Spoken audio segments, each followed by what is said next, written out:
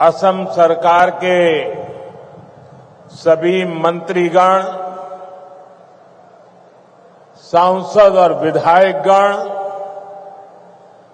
अन्य जनप्रतिनिधि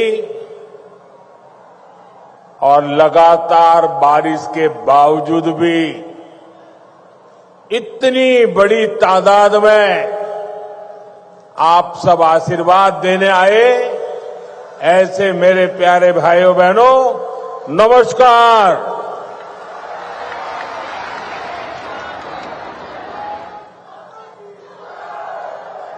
अहोमार विकास যাত্রার এই ऐतिहासिक दिनटोत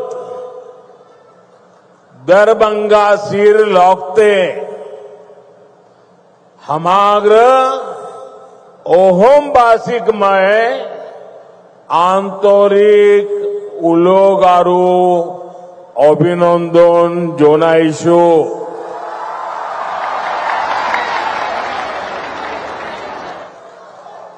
साथियों, ऑपरेशन सिंदूर के बाद कल मेरा पहली बार आसाम आना हुआ है। मां कामाख्या के आशीर्वाद से ऑपरेशन सिंदूर को जबरदस्त सफलता मिली। इसलिए आज मां कामाख्या की इस धरती पर आकर एक अलग ही पुण्य अनुभव हो रहा है और ये भी सोने में सुहागा है कि इस क्षेत्र में आज जन्माष्टमी मनाई जा रही है। तो आप सबके बीच जन्माष्टमी के पावन पर्व पर आप सबको भी बहुत बहुत शुभकामनाएं देता हूं। और लाल किले से मैंने कहा था,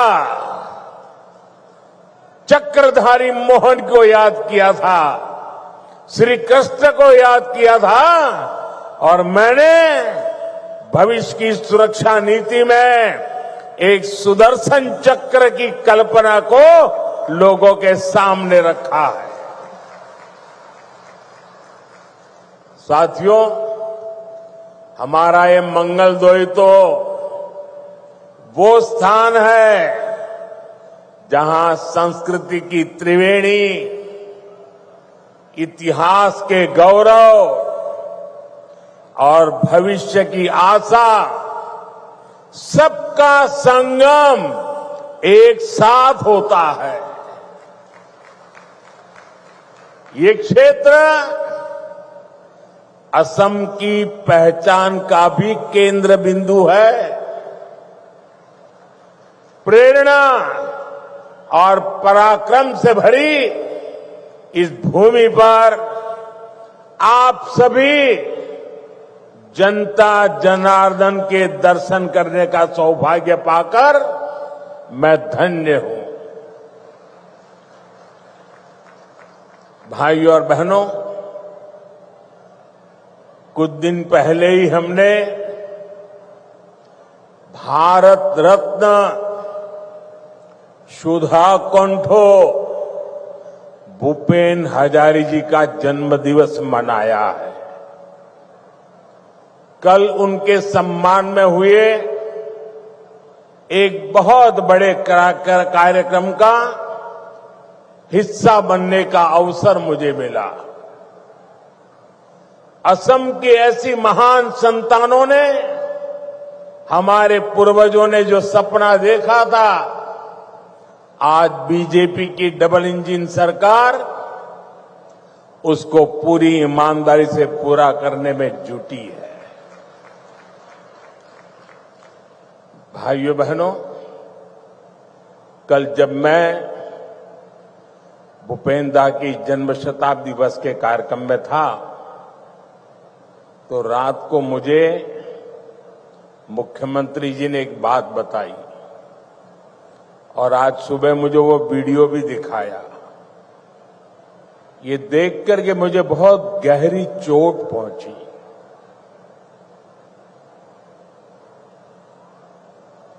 कांग्रेस पार्टी के अध्यक्ष का बयान उन्होंने मुझे दिखाया। जिस दिन भारत सरकार ने इस देश के महान सपूत असम के गौरव भूपेंद्र हजारिका जी को भारत रत्न दिया, उस दिन कांग्रेस पार्टी के अध्यक्ष ने बयान दिया था। उस समय मेरे ध्यान में नहीं आया था, आज मुझे वो दिखाया गया। कांग्रेस पार्टी के अध्यक्ष ने कहा था कि मोदी नाचने गाने वालों को भारत रत्न दे रहा है। साथियों, 1962 में चाइना के साथ जो जंग हुआ, उसके बाद पंडित नेहरू ने जो कहा था, वो घाव नॉर्थ ईस्ट के लोगों के वो घाव आज भी नहीं भरे हैं। और उस घाव पर कांग्रेस की वर्तमान पीढ़ी भी नमक छिड़कने का काम कर रही है। मैं आमतौर पर मुझे कितने ही गालियां दे, मैं तो भगवान शिव का भक्त हूं, सारा जहर निगल देता हूं।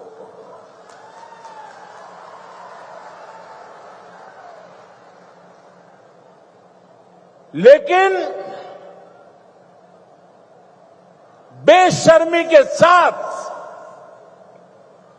जब किसी और का अपमान होता है तो मुझसे रहा नहीं जाता है। आप मुझे बताइए, भूपेंद्र को भारत रत्न देने का मेरा निर्णय सही है कि नहीं है? पूरी ताकत से बताइए, सही है कि नहीं है? भूपेंद्र को भारत रत्न दिया, उसका कांग्रेस ने मखौल उड़ाया, वो गलत किया कि नहीं किया? असम के बेटे का, भारत के सपूत का कांग्रेस ऐसे अपमान करती है, बहुत दर्द होता है। साथियों, मैं जानता हूं इनकी पूरी इकोसिस्टम आज टूट पड़ेगी मुझ पर कि मोदी फिर से रोना रोने लगा। मेरे लिए तो जनता जनार्दन ही मेरा भगवान है, और मेरे भगवान के पास जाकर के मेरे आत्मा की आवाज वहां नहीं निकलेगी तो कहां निकलेगी? यही मेरे मालिक है, यही मेरे पूजनीय है, यही मेरा रिमोट कंट्रोल है। मेरा और कोई रिमोट कंट्रोल नहीं है, 140 करोड़ देशवासी मेरा रिमोट कंट्रोल है। और इनका तो अहंकार इतना है कि नामदार जब कामदार की पिटाई करते हैं और दर्द के कारण अगर कामदार के मुंह से दर्द की आवाज निकल जाए तो उस पर ज्यादा जुल्म करते हैं कि तुम्हें रोने का भी अधिकार नहीं है, तुम नामदार के सामने कामदार होकर के कैसे रो सकते हो? ऐसा अहंकार सार्वजनिक जीवन में शोभा नहीं देता है। असम के लोगों ने, देश के लोगों ने, संगीत प्रेमी लोगों ने, कला प्रेमी लोगों ने भारत की आत्मा के लिए जी जान लगाने वाले लोगों ने कांग्रेस से जवाब मांगना चाहिए कि आपने भूपेंद्र का अपमान क्यों किया। भाइयों बहनों, असम की सांस्कृतिक विरासत का सम्मान, संरक्षण और असम का तेज विकास, ये डबल इंजन सरकार की प्राथमिकता रही है। जरा एसपी जी के लोग, कोई भाई वो चित्र बना के लाए हैं, वो शायद देना चाहते हैं। जो चित्र बना के लाए हैं उनसे मेरी प्रार्थना है कि आप पीछे अपना नाम पता लिख लीजिए। मैं जरूर आपको चिट्ठी लिखूंगा। बहुत सुंदर तस्वीर आपने मेरी मां की तस्वीर भी बनाई है। असम का ये प्यार मैं कभी भूल नहीं सकता हूं। वो एक नौजवान कब से गमोछा लेकर के खड़ा है, वो भी ले लीजिए। मेरे लिए तो ये जन्माष्टमी का प्रसाद है। आसाम की कोई गरीब मां ने ये गमोछा बनाया होगा। बहुत बहुत धन्यवाद भैया आपके इस प्रसाद के लिए। मैं आपका बहुत आभारी हूं। मुझे मिल जाएगा, दे दीजिए भैया, मिल जाएगा। मैं बहुत आभारी हूं आपका। एक और भी ले लीजिए, शायद वो हेमंता को देना चाहता है, हेमंता को देना चाहता है।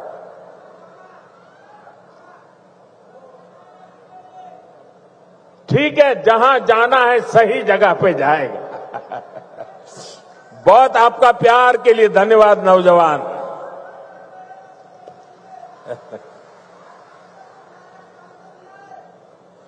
देखिए, काफी बच्चे कुछ चित्र बना के लाए हैं, जरा ले लो भाई। इतना प्यार बरसा रहे हैं लोग।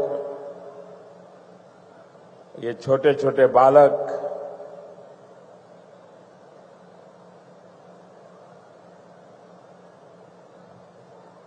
ऐसा सौभाग्य कहां मिलता है भाई। थैंक यू दोस्त, थैंक यू भैया, थैंक यू। आप दोनों भाई हैं क्या? नहीं? वाह, तो दोनों काली टी शर्ट पहन के आए हैं। लेकिन बहुत बहुत धन्यवाद दोस्तों। साथियों, सरकार और असम वासियों के साझा प्रयासों से आज असम देश और दुनिया में धूम मचा रहा है। देखिए भाई, ये बेटी कुछ लेके आई है, ले लीजिए। बेटी को तो बिल्कुल निराश नहीं कर सकते। थैंक यू बेटा। बेटे, अपना नाम लिखा है पीछे? अगर नाम लिखा है तो मैं चिट्ठी लिखूंगा। अपना नाम पता लिख दो बेटा।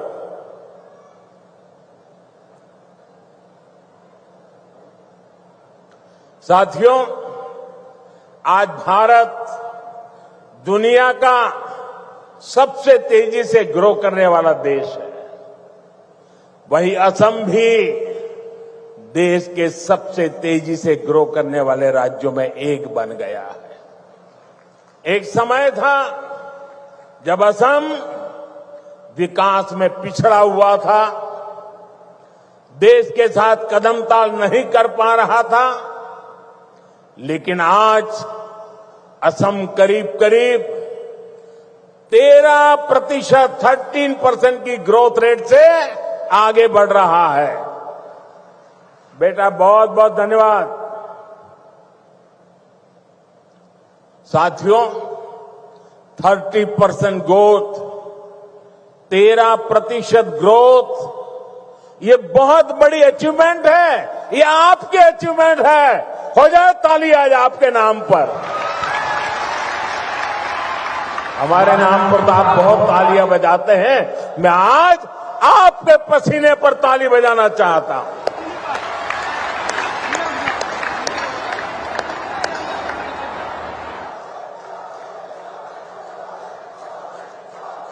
ये सफलता असम वासियों के परिश्रम और बीजेपी की डबल इंजन सरकार के साझा प्रयासों का परिणाम है।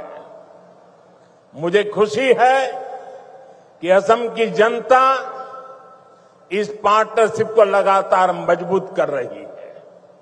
इसलिए तो हर चुनाव में हेमंता जी और उनकी टीम को बार बार भारी समर्थन मिल रहा है। हाल में हुए पंचायत चुनावों में भी असम ने हम सभी को ऐतिहासिक विजय दिलाई है, अपना आशीर्वाद दिया है। साथियों, भाजपा सरकार असम को भारत के विकास का ग्रोथ इंजन बनाने के लक्ष्य के साथ काम कर रही है। आज का ये कार्यक्रम भी हमारी इसी संकल्प का हिस्सा है। अभी कुछ देर पहले इस मंच से करीब 6,500 करोड़ रुपए की विकास योजनाओं का शिलान्यास हुआ है। हमारी डबल इंजन सरकार असम को टॉप के कनेक्टेड स्टेट और टॉप के हेल्थ केयर हब के रूप में विकसित कर रही है। ये प्रोजेक्ट्स इसी संकल्प को और सशक्त करेंगे। आप सभी को दरांग मेडिकल कॉलेज और अस्पताल के लिए, हाईवे के लिए, रिंग रोड के लिए बहुत बहुत बधाई। साथियों, पूरा देश आज विकसित भारत के निर्माण के लिए एकजुट होकर आगे बढ़ रहा है। खास तौर पर हमारे जो नौजवान साथी हैं, उनके लिए विकसित भारत सपना भी है और संकल्प भी है। और इस संकल्प की सिद्धि में हमारे नॉर्थ ईस्ट की बहुत बड़ी भूमिका है। ये मैं सिर्फ इसलिए नहीं कह रहा हूं कि मुझे आप लोगों के प्रति बहुत प्यार है, बहुत सम्मान है, नॉर्थ ईस्ट के प्रति मेरा लगाव है, सिर्फ इसलिए नहीं कह रहा हूं। मैं इसलिए कह रहा हूं, काम हुआ है ना, वो हमने 10-11 साल में कर दिया है। दोस्तों, यहां असम में भी 2014 से पहले सिर्फ 6 मेडिकल कॉलेज थे। अब जब दरांग में मेडिकल कॉलेज भी बनकर तैयार हो जाएगा तो यहां 24 मेडिकल हो जाएंगे, मेडिकल कॉलेज हो जाएंगे। आपको भी पता है, जब मेडिकल कॉलेज बनता है तो इलाज की बेहतर व्यवस्था बनने के साथ ही ज्यादा से ज्यादा नौजवानों को डॉक्टर बनने का भी अवसर मिलता है। पहले मेडिकल सीटों की कमी की वजह से बहुत बड़ी संख्या में हमारे युवा डॉक्टर नहीं बन पाते थे। बीते 11 साल में देश में मेडिकल सीटों की संख्या 2 गुने से ज्यादा हो गई है। इतना ही नहीं, हमने एक और लक्ष्य रखा है। आने वाले 4-5 सालों में हम मेडिकल की 1 लाख नई सीटें जोड़ने जा रहे हैं। 1 लाख नई सीटें, 1 लाख नौजवानों को डॉक्टर बनाएंगे।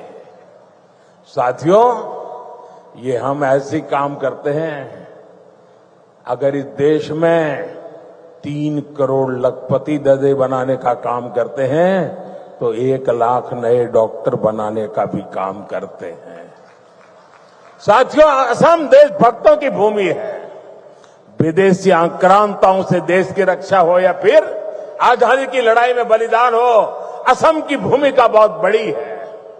पथरू घाट का किसान सत्याग्रह देश भला कैसे भूल सकता है। वो ऐतिहासिक स्थान यहां से ज्यादा दूर नहीं है। आज जब मैं बलिदानियों की ऐसी पावन भूमि पर खड़ा हूं तो कांग्रेस की एक और करतूत से पर्दा हटाना जरूरी है। कांग्रेस अपनी राजनीति के लिए हर ऐसे व्यक्ति, हर ऐसे विचार के साथ खड़ी होती है जो भारत विरोधी हो। अभी ऑपरेशन सिंदूर के दौरान भी हमने यही देखा। जब कांग्रेस सत्ता में थी तो पूरा देश आतंक से लहूलुहान होता था। कांग्रेस चुपचाप खड़ी रहती थी। आज हमारी सेना ऑपरेशन सिंदूर करती है, पाकिस्तान के कोने कोने में आतंक के आकाओं को उखाड़ फेंकती है, लेकिन कांग्रेस देश की सेना के बजाय पाकिस्तान की सेना के साथ खड़ी हो जाती है। कांग्रेस के लोग हमारी सेना के बजाय आतंकियों को पालने वालों के एजेंडे को आगे बढ़ाते हैं। पाकिस्तान का झूठ कांग्रेस का एजेंडा बन जाता है। इसलिए आपको कांग्रेस से हमेशा सतर्क रहना है। साथियों, कांग्रेस के लिए अपने वोट बैंक का हित ही सबसे बड़ा है। कांग्रेस देश हित की कभी परवाह नहीं करती। आज कांग्रेस देश विरोधियों की, घुसपैठियों की भी बहुत बड़ी रक्षक बन चुकी है। कांग्रेस जब सत्ता में थी तो घुसपैठ को बढ़ावा देती थी। और कांग्रेस चाहती है कि इस घुसपैठिए हमेशा के लिए भारत में ही बस जाए और भारत का भविष्य घुसपैठिए तय करे। एक समय में मंगलदोई ने असम की पहचान बचाने के लिए अवैध घुसपैठ के खिलाफ, लेकिन पहले की कांग्रेस सरकार ने आप लोगों को इसकी भी सजा दी है, आपसे इसका बदला लिया है। कांग्रेस ने यहां जमीन पर अवैध कब्जे होने दिए, हमारे आस्था के स्थानों पर हमारे किसानों के, आदिवासियों के हक की जमीन पर डाका डाला। बीजेपी एनडीए सरकार बनने के बाद अब उन स्थितियों को बदला जा रहा है, आया जा रहा है। हेमंता जी के नेतृत्व में असम में लाखों बीघा जमीन घुसपैठियों से मुक्त की जा चुकी है।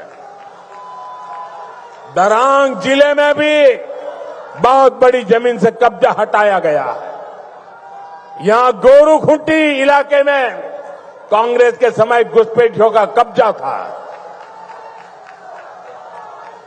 आज वो जमीन वापस ले जा चुकी है।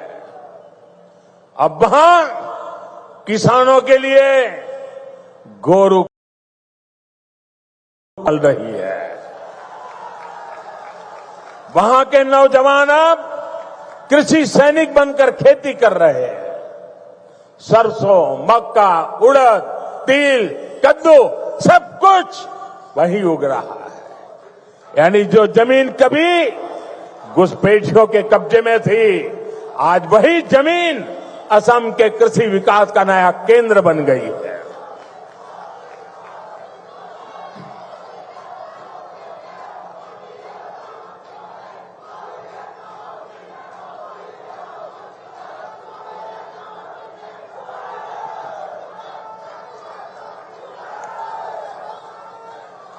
साथियों, भाजपा की सरकार घुसपैठियों को देश के साधनों, संसाधनों पर कब्जा नहीं करने देगी। भारत के किसानों, भारत के नौजवानों, हमारे आदिवासियों का हक हम किसी को नहीं छीनने देंगे। ये घुसपैठिए हमारी माताओं, बहनों, बेटियों के साथ अत्याचार करते हैं, ये नहीं होने दिया जाएगा। घुसपैठियों के माध्यम से बॉर्डर के इलाकों में डेमोग्राफी बदलने की साजिशें चल रही है। ये राष्ट्रीय सुरक्षा के लिए बहुत बड़ा खतरा है। इसलिए अब देश में एक डेमोग्राफी मिशन शुरू किया जा रहा है। भाजपा का लक्ष्य है घुसपैठियों से देश को बचाएंगे, घुसपैठियों से देश को मुक्ति दिलाएंगे। और मैं उन राजनेताओं को भी कहना चाहता हूं,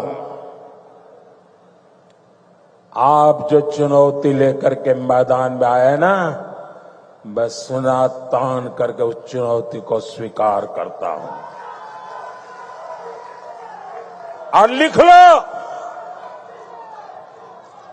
मैं देखता हूं घुसपैठियों को बचाने में तुम कितनी ताकत लगाते हो और घुसपैठियों को हटाने में हम कैसे अपना जीवन लगा देते हैं। हो जाए मुकाबला। घुसपैठियों को बचाने के लिए निकले हुए लोगों को भुगतना पड़ेगा। मेरे शब्द सुन के रखो, ये देश उनको माफ नहीं करेगा। साथियों, असम की विरासत को बचाना, असम का तेज विकास करना, इसके लिए हमें मिलकर काम करना है। हमें असम को, नॉर्थ ईस्ट को विकसित भारत का ग्रोथ इंजन बनाना है। एक बार फिर विकास परियोजनाओं के लिए आप सभी को मैं शुभकामनाएं देता हूं। मेरे साथ बोलिए, भारत माता की। दोनों हाथ ऊपर करके पूरी ताकत से निकालनी चाहिए आवाज। भारत माता की, भारत माता की, भारत माता की, भारत माता की, भारत माता की। बहुत बहुत धन्यवाद। आजादी के बाद बड़े शहर, बड़ी इकोनॉमी, बड़े बड़े कारखाने पश्चिम और दक्षिण भारत में ही विकसित हुए। इस दौरान पूर्वी भारत का बहुत बड़ा इलाका, बहुत बड़ी आबादी विकास की दौड़ में पीछे रह गई। अब भाजपा सरकार इस स्थिति को बदल रही है।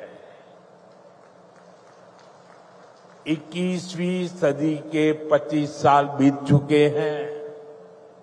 जिस 21वीं सदी के हम गीत गाते रहे ना, कांग्रेस के जमाने से सुन रहे थे 21वीं सदी आ रही है, 21वीं सदी आ रही है।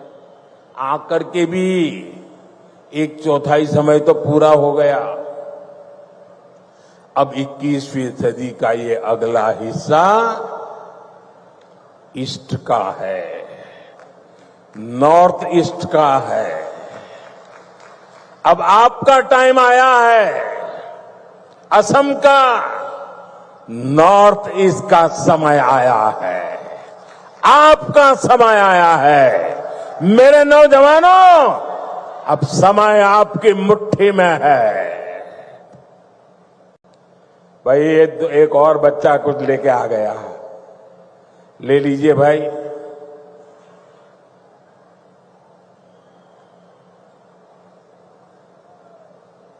अब ये लोग भी मेरी मुसीबत जान लेते हैं। मां का चित्र लेके आते हैं तो मन करता है बस ले लूं।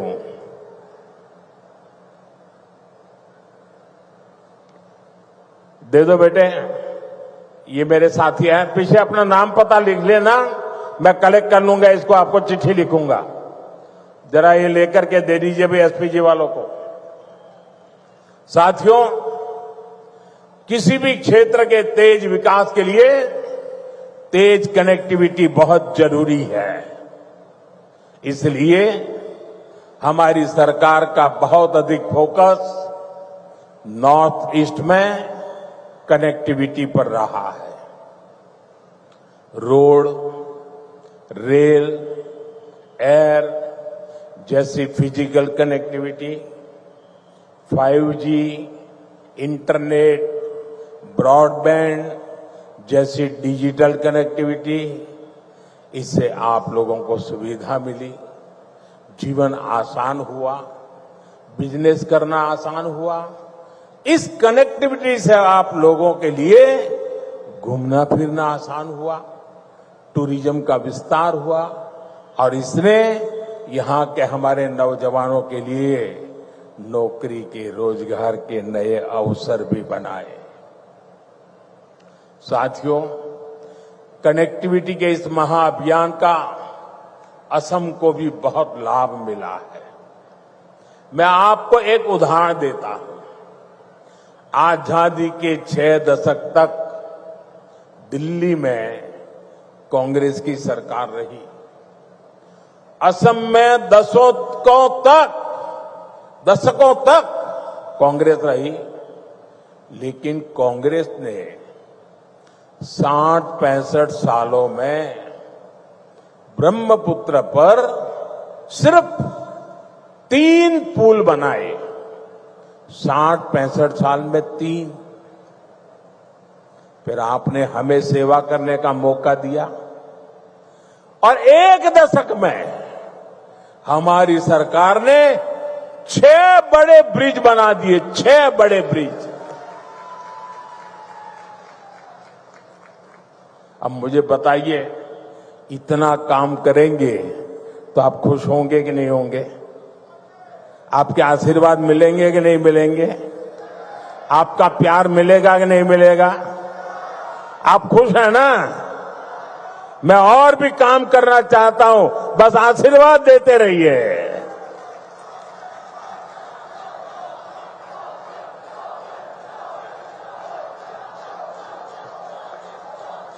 आज भी कुरवा नारंगी ब्रिज का शिलान्यास हुआ है। इस ब्रिज से गुवाहाटी और दरांग के बीच की दूरी कुछ ही मिनट की हो जाएगी।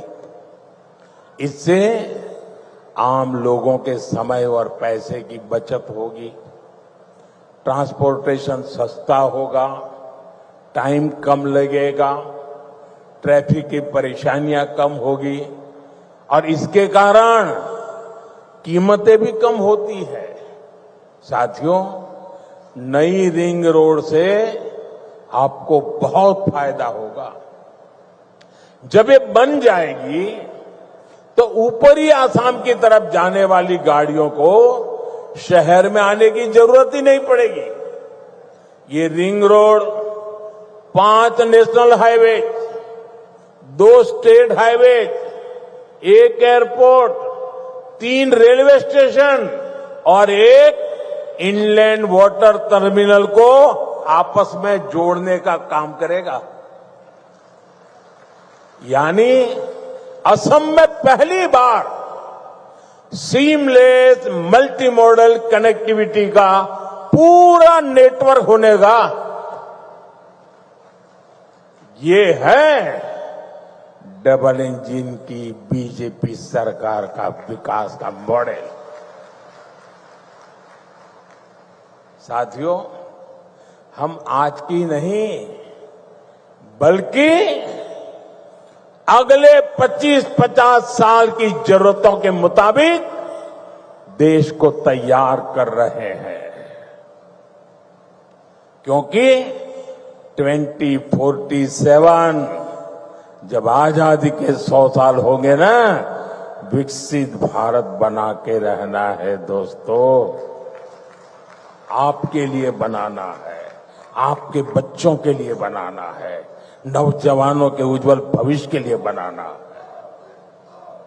इसी कड़ी में मैंने लाल किले से घोषणा की थी कि अब जीएसटी में नेक्स्ट जनरेशन रिफॉर्म होगा।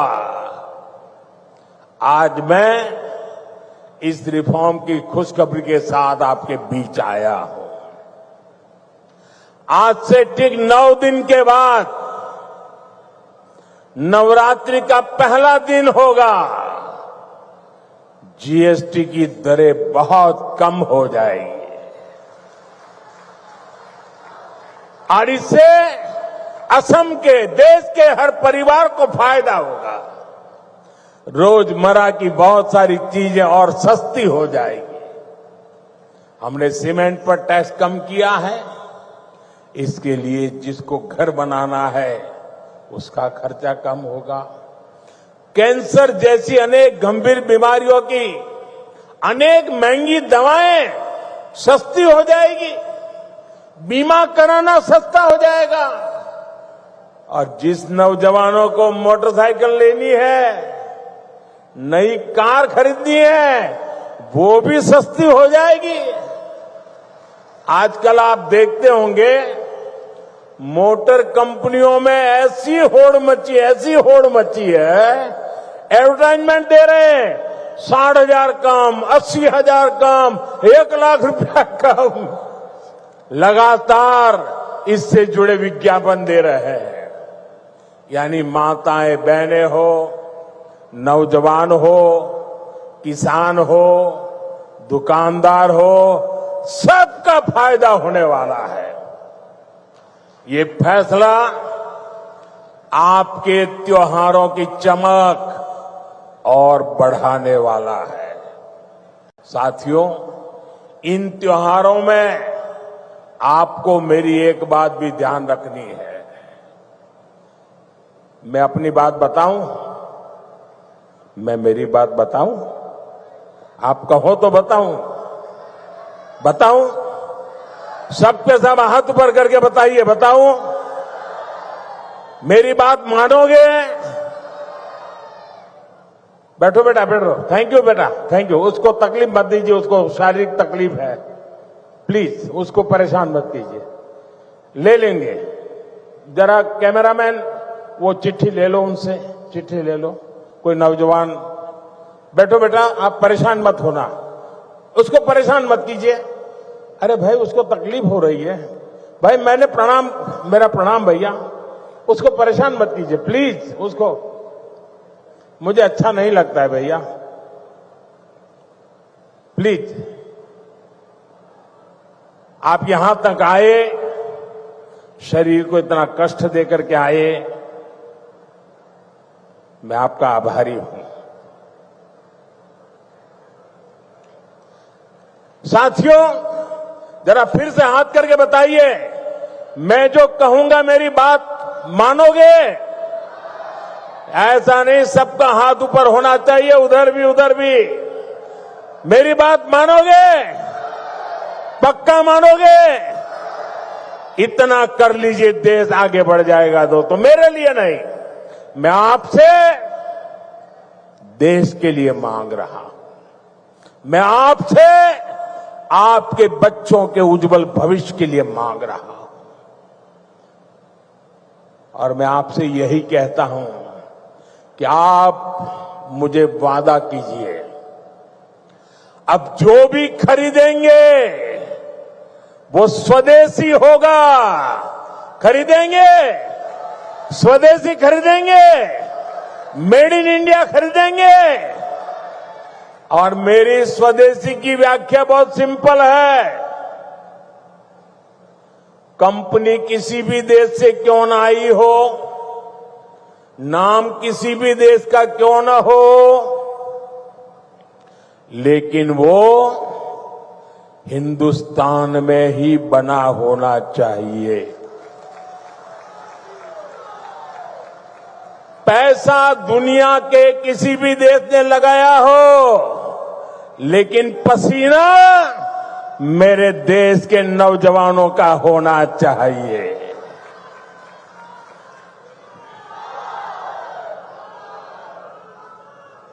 उस जो भी मेड इन इंडिया होगा, उसमें मेरे भारत की मिट्टी की महक होनी चाहिए। ऐसा सामान खरीदेंगे रे? खरीदेंगे रे? जरा हाथ ऊपर करके बताइए, खरीदेंगे रे? सबके साथ जोर से बताइए, खरीदेंगे? जोर से बताइए, खरीदेंगे? किसी को गिफ्ट देना है तो स्वदेशी देंगे। और जो दुकानदार माल बेचता है, मैं उसको कहना चाहता हूं, दुकान पे बोर्ड लगाइए। लगाएंगे? अपने गांव की हर दुकान पे बोर्ड लगाएंगे। उस पर बोर्ड लगाइए, गर्व से कहो ये स्वदेशी है। गर्व से कहो ये स्वदेशी है। देखिए, स्वदेशी की ताकत मैं बताता हूं। करीब 50 साल पहले की बात, मैं कन्याकुमारी में कुछ समय के लिए वहां रहता था और ये गमोथा कितने ही सालों से मेरे साथ होता है। मेरी बैग में भी 3-4 होते ही होते हैं। तो ऐसे ही मैं कन्याकुमारी में एक गमोछा ऐसे लगा के घूम रहा था, तो दूर से कुछ लोग दौड़ के आए और मुझे नमस्ते करके पकड़ा। बोले, आप आसाम से हैं? मैंने कहा, नहीं, मैं तो गुजरात से हूं। नहीं, बोले, गमोछा देखा ना, इसलिए आपको हमने पकड़ा। ये ताकत होती है मिट्टी की, स्वदेशी की ये ताकत होती है। कोई पहचान नहीं थी, लेकिन आसाम के लोगों का उस दिन मुझ पर इतना प्यार उमड़ गया क्योंकि मेरे गले में गमोछा था। दोस्तों, ये ताकत होती है। और इसलिए मैं कहता हूं, आप मुझे वादा करिए, हम स्वदेशी खरीदेंगे। वोकल फॉर लोकल, लोकल के लिए वोकल हो, इसके लिए हम सबका प्रयास देश को मजबूत करेगा। साथियों, बीते सालों में एक और सेक्टर में बहुत बड़ा काम देश में हुआ है। ये सेक्टर है हेल्थ केयर का, आरोग्य का। हमारे अस्पताल होते थे तो बड़े शहरों में, वहां इलाज कराने जाते थे तो बहुत महंगा पड़ता था। हमने एम्स का, मेडिकल कॉलेजों का नेटवर्क देश के कोने कोने तक फैला दिया। अब बैठिए भैया, मुझे आप अपने बोलने दीजिए। अब बैठिए, आप बैठिए, आप बैठिए, आप बैठिए। अरे, उसको परेशान कर रहे हैं आप लोग। भाई कैमरामैन, उनसे चिट्ठी ले लेना। मेरे इन दिव्यांग भाइयों को क्यों परेशान करते हैं आप? थैंक यू दोस्त।